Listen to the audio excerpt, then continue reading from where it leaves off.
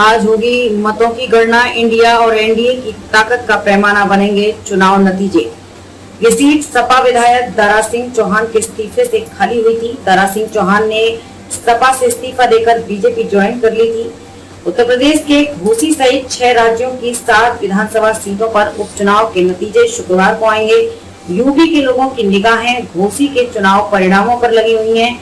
एक तरह से ये इंडिया और एनडीए गठबंधन की परीक्षा होगी। इन चुनावों के ठीक पहले विपक्ष ने इंडिया के नाम से नया गठबंधन बनाया है। दूसरी तरफ सपा के साथ पिछला विधानसभा चुनाव लड़ने वाले ओम प्रकाश राजभर बीजेपी के खेमे में लौट आए हैं। तो इस तरह से ये इंडिया और एनडीए गठबंधन की परीक्षा भी होगी।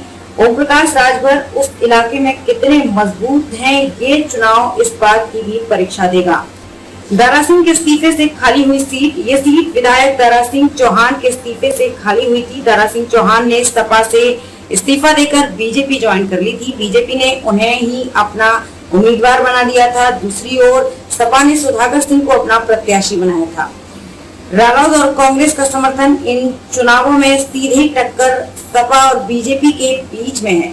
कांग्रेस और रालोद ने सपा को समर्थन देने की घोषणा की है।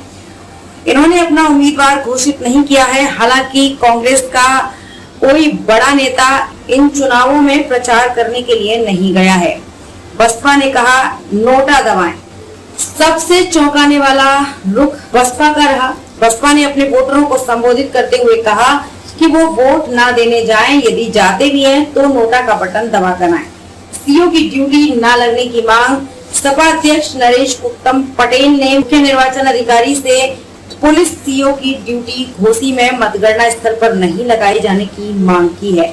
उन्होंने ज्ञापन देकर कहा कि अल्पसंख्यकों को मतदान से रोकने, समाजवादी समर्थक मतदाताओं पर बल प्रयोग करने और उनकी पिटाई करने के आरोपी विनीत सिंह के विरुद्ध कठोर कार्रवाई की जाए। उन्होंने कहा कि सीओ की मतगणना स्थल पर मौजूदगी रहने पर मतगणना निष्पक्ष नहीं हो सकेगी।